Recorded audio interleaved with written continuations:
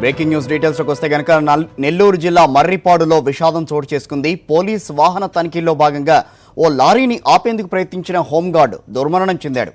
వేగంగా దూసుకొచ్చిన lorry home guard Ahmed బాషాను ఢీకొట్టడంతో అక్కడికక్కడే మృతి చెందాడు బాషా.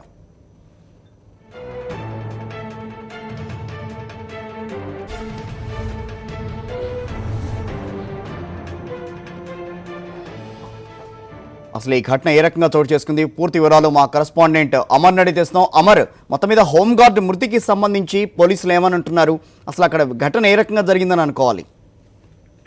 కిషోర్, ఈరోజు తెల్లవారుజామున మర్రిపాడు సమీపంలో రాజపాలెం వద్ద ట్రాఫిక్ జామ్ కావడంతో దాన్ని క్లియర్ చేసేందుకోసం పోలీస్ కానిస్టేబుల్ వెంకటేశ్వర్లతో పాటు హోంగార్డ్ అహ్మద్ కూడా అక్కడికి వెళ్లారు. ట్రాఫిక్ క్లియర్ చేసి తిరిగి వస్తుండగా ఒక లారీ చాలా వేగంగా వస్తుంది. అంటే ఇటీవల గత కొద్ది కాలం నుంచి కూడా ఎర్రచందన స్మగ్లింగ్ ను వెంకటగిరి ప్రాంతం నుంచి కడప మీదుగా మళ్లిస్తున్నారు.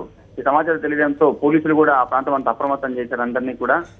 ఈ నేపథ్యంలో వాహనాలు తనిఖీ చేస్తుండగా ఒకసారిగా లారీ వేగంగా దూసుకొచ్చింది.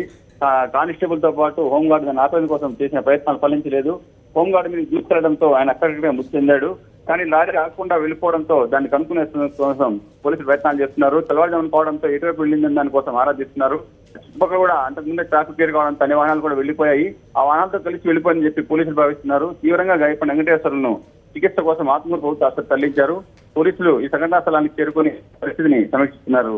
Kishore, okay, thank you Amar.